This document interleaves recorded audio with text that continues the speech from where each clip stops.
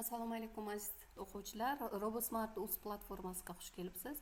Demak, bugun biz ma'lumotlar tuzilmasi va algoritmlar tahlili kursini 5-darsini boshlaymiz. Bugun 5-darsimiz satr ma'lumotlar tuzilmasiga bag'ishlanadi. Xo'sh, satr o'zi nima? Satr bu belgilar ketma-ketligidan iborat massiv hisoblanadi. Ya'ni satr belgilar massivi sifatida ham ishlatiladi. Ko'p dasturlar raqamlar bilan emas, ammo asosan matnlar bilan ishlaydi. Matn harflar, sonlar, tinish belgilari, bo'sh joylar kabi belgilardan tashkil topadi. Satr bu belgilarning ketma-ketligi. Masalan, salom satri 5 ta belgini ketma-ketligidan iborat. C++da satrlarni saqlash uchun belgilar qatori ishlatiladi. Bular C++dagi massivlar belgili ma'lumotni saqlaydi. Siz bunday massivning belgilarini ketma-ket joylashtirilgan holda tasavvur qilishingiz mumkin. Har bir katakda bitta belgi saqlanadi va bitta baytni egallaydi. Bitta bayt chunki belgilar qatorining har bir elementi chap to'riga mansub bo'ladi. Satrlar bilan ishlash uchun juda mashhur ko'plab algoritmlar bor. Bular birinchisi satrni qidirish algoritmi, ya'ni Knut-Morris-Pratt algoritmi, KMP algoritmi ham deyiladi. Bu algoritm satr ichida qidiruvni samarali amalga oshiruvchi algoritm hisoblanadi. Undan tashqari qidiruvni amalga oshiruvchi yana bir algoritm bu Boyer-Moore algoritmi. Bu algoritm ham tez qidiruv uchun ishlatiladi.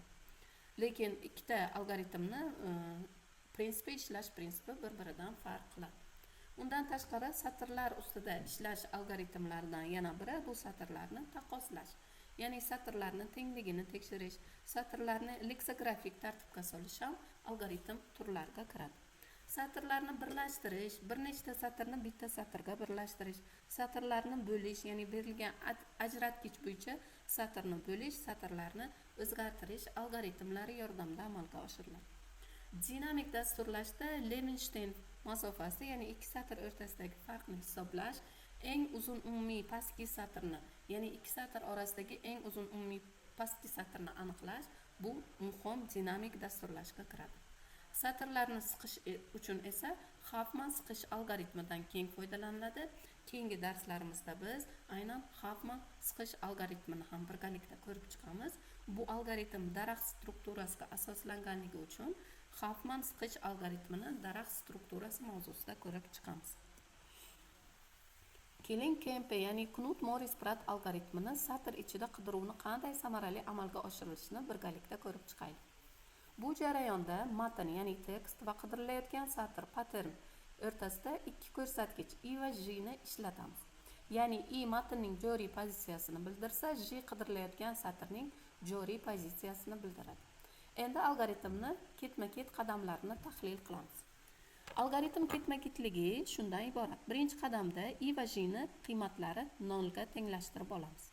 Agar tekstni inchisi va patternni jinchisi o'zaro teng bo'lsa, ikkala ko'rsatkichni ham, ya'ni I ni ham bittaga qiymatini oshirishni va J ni ham qiymatini bittaga oshirishni so'raymiz. Agar jinch qidirilayotgan satrning uzunligiga teng bo'lsa, qidiruv muvaffaqiyatli amalga oshdi va natijani qaytar deymiz. Agar tekstni inchisi va patternni jinchisi teng bo'lmasa, u holatda J katta 0 bo'lsa, J ni LPS, bu LPS nima ekanligini hozir ko'rib chiqamiz. LPS massividan foydalanib yangilash, ya'ni J ni LPS ni J minus birinchisiga tenglashtirib olamiz. Aks holda I ni qiymatini bittaga oshiramiz. Va yuqoridagi jarayonni matnning oxirigacha davom ettirib, biz satr ichida qism satrni qidirishga muvaffaq bo'lamiz va uni topamiz. Mana bu Knut-Morris-Pratt algoritmi hisoblanadi. Bu algoritm samaradorligi n plus m bilan o'lchanadi.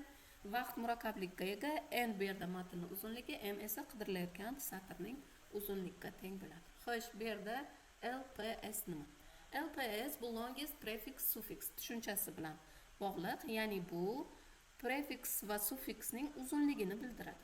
Prefix bu biror satrning boshlanishidagi harflar to'plami, boshqacha qilib aytganda prefix satrning birinchi qismi hisoblanadi. Har qanday satr uchun uning prefixlari satrning o'zidan qisqa yoki teng bo'lgan qismlari orqali hisoblanadi. Masalan, A, B, C bo'lsa satrimiz, uning prefixlari quyidagilar. Bo'sh satr A, AB, ABC. Ya'ni prefixlar satrning boshidan boshlab olingan har qanday qism satrlar hisoblanadi. Xo'sh, suffiks nima? Suffiks bu biror satrning oxiridagi harflar to'plami. Ya'ni boshqacha qilib aytganda sufiks satrning oxirgi qismi hisoblanadi. Ya'ni bu jarayonda siz endi oxiridan satrlarni, ya'ni qism satrlarni topib, umumiy sufikslarni aniqlashingizga to'g'ri keladi. Agar satrimiz ABC bo'lsa, uning sufikslari, demak ABC, BC, C va bo'sh satr. Sufikslar satrning boshidan boshlab olingan har qanday substring, ya'ni qism satr hisoblanadi va shu orqali biz LTSni hisoblaymiz. Keling endi C++da satrni qanday e'lon qilishni ko'rib chiqamiz. Demak, include string, bu string standart kutubxonasi C++da ulash imkoniyatini beradi. Satrlarni o'z ichiga olgan o'zgaruvchilarni aniqlash uchun string so'zidan keyin identifikator, ya'ni o'zgaruvchiga nom berasiz va tenglik belgisidan keyin siz qo'sh tirnoq ichida satrni tashkil qiluvchi qiymatlarni, ya'ni matnni berishingiz mumkin. Agar satrni konsoldan o'qishingiz kerak bo'lsa, agar u holatda cout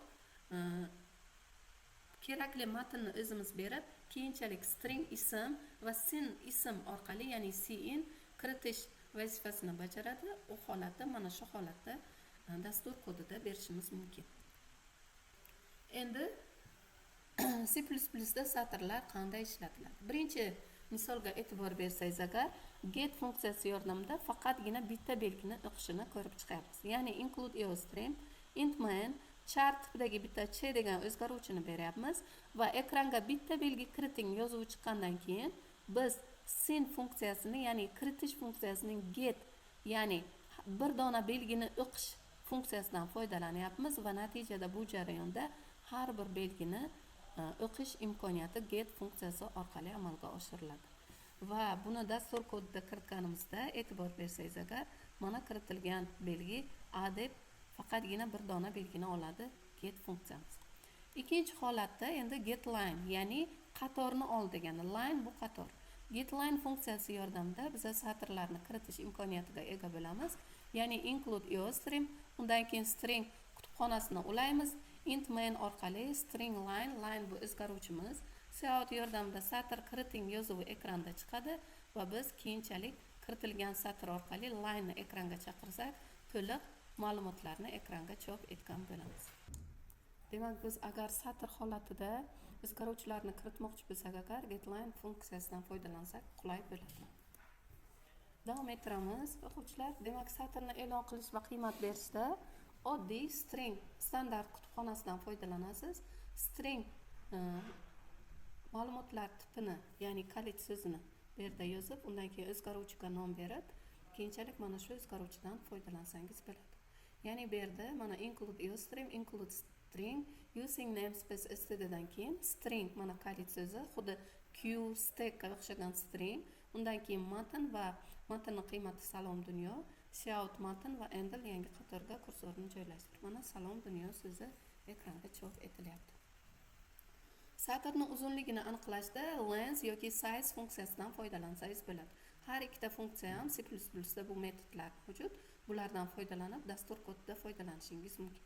Demak, dasturga e'tibor bersangiz, agar include eostring, include string dan keyin using namespace std, demak matn e'lon qilyapman, salom dunyo, va uzunligini olish uchun matnni o'zini chaqirib nuqta length, ya'ni matnga nisbatan length funksiyasini va size funksiyasini ishlatganimda mana qiymatlari 13 chiqyapti. Satrni qismlarga ajratishda bu yerda substr funksiyasidan foydalanamiz. Mana substr funksiyasini ikkita asosiy parametrlar bor. Bu birinchi parametr pos, ikkinchi parametr len.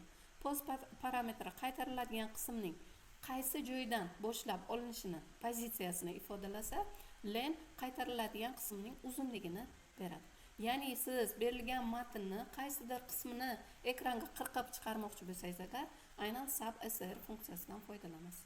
Substrni masalan 0 dan boshlab 5 ta elementini ekranga chiqar desak, agar demak 0-chi indeksdan siz bilasizki, tartiblanish 0 dan boshlanadi dasturlashda. 1 2 3 4 5 mana salom so'zi ekranga chiqadi. Yoki matnni 7-chi elementdan boshlab 6 donasini ekranga chiqar desak, agar demak 0 1 2 3 4 5 6 7 bu D harfidan boshlanadi. 6 ta bo'lsa, agar demak 1 2 3 4 5 6 dunyo undov bilan birgalikda ekranga chiqadi. Bu substr funksiyasi. Satrni qidirishda find funksiyasidan foydalaniladi. Ya'ni find funksiyasi satrimizni nechinchi belgidan boshlab qidirish kerakligini va birinchi topilgan belgining indeksini, ya'ni pozitsiyasini qiymat sifatida qaytaradi. Ya'ni bu jarayonda e'tibor bersangiz agar, biz matndan find dunyo degan so'zni qidirgin deyapmiz va qidirgandan keyin agar to'g'ridan to'g'ri string endpostni beryapmiz. Agar bu qiymat qaytarsa, agar dunyo so'zi topildi yozuvi ekranga chiqarilsa. Ya'ni find funksiyasi bu berilgan matnni nechinchi pozitsiyada bor ekanligini qaytaruvchi funksiya hisoblanadi. Satrlarni almashtirishda replace funksiyasidan foydalanamiz. Ya'ni bu yerda nechinchi pozitsiyadan boshlab nechtasini o'rniga yangi tekstni joylashtirish asosida ishlaydi. Ya'ni funksiyaning ishlash prinsipi shunday. Demak, hozirgi matnda biz replace funksiyasini 0-chi pozitsiyadan boshlab 5tasini o'rniga assalom degan matnni yoz desak agar, demak 0-chi pozitsiyadan 5tasini sanaydi. Bu salom so'zi va uni assalomga almashtiradi. Va natijada bizaga assalom so'zi ekranga chiqadi. Xuddi shunday sizga amaliy mashg'ulotning birinchi topshirig'i mana bu funksiyalarni, satrlarni yaratish, uzunlik yoki bo'shligini tekshirish, chiqarish, qo'shish, almashtirish qismlarini olishni o'zingiz C++ dasturida ko'rib chiqishingiz kerak bo'ladi. Mana bu davomi keyingi funksiyalar, bularni hammasini birgalikda ko'rib chiqasiz. Masalan, matnlarni taqqoslashni bu yerda ko'rib chiqamiz. Ya'ni bu yerda oddiy if funksiyasi yordamida matnlarni taqqoslashni ko'rib chiqamiz. Endi Pythonda satrlar tushunchasini birgalikda ko'rib chiqamiz. Ya'ni Pythonda satrlar qanday ifodalanadi? Satrlar bu belgilar ketma-ketligi. Pythonda satrlar bilan ishlash juda ham oson. Ya'ni bu yerda ASCII kodlash jadvalidan foydalanilgan holda ord va char funksiyalari yordamida biz simvolni ASCII kodlash jadvali uchun tartib raqami, ya'ni order tartibini aniqlashimiz mumkin va bu orqali biz belgilar ketma-ketligini bemalol olish imkoniyatiga ega bo'lamiz. Masalan, biror belgini kiritib, uni ASCII jadvaldagi tartib raqamini aniqlash uchun ord funksiyasidan foydalanasiz. Yoki uzunligini olish uchun oddiy len funksiyasidan foydalanishingiz mumkin. Matnlarni qo'shish uchun oddiy plus belgisidan foydalanib, matnlarni bir-biriga qo'shish mumkin. String metodlari upper va lower metodlari. Upper metodi bu berilgan matnning barchasini bosh harfda yozishni amalga oshirsa, lower metodi teskarisi kichik harflarda yozish vazifasini bajaradi. Title va capitalize buyruqlari esa bosh harfni, ya'ni birinchi harfni bosh harf ko'rinishida o'tkazish vazifasini bajaradi. Stripe bu joylashtirish, R stripe o'ng tomon bo'yicha, L stripe chap tomon bo'yicha matndagi bo'shliqlarni qo'yish orqali amalga oshiriladi. Matnni izlash uchun find va rfind funksiyalaridan foydalaniladi. Find funksiyasi bu matnning izlanayotgan belgi qaysi pozitsiyada turganligini aniqlaydi. Rfind esa xuddi shu tariqa ishlaydi, lekin matnni orqasidan boshlab pozitsiyani aniqlaydi.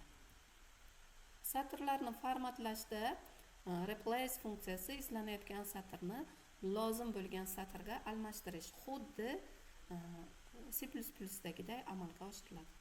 Char funksiyasi simvolni uni kodi bo'yicha qaytaradi. Ya'ni ASCII kodlash jadvalidagi kodini kiritsak agar, bu kodga qaysi ASCII kodlash jadvalidagi belgi mos kelishini ko'rsatadi. Split funksiyasi bu satrni massivga aylantiradi. Keyinchalik massivlar ustida amallar bajarish qulay bo'lishi uchun aynan split funksiyasidan foydalaniladi.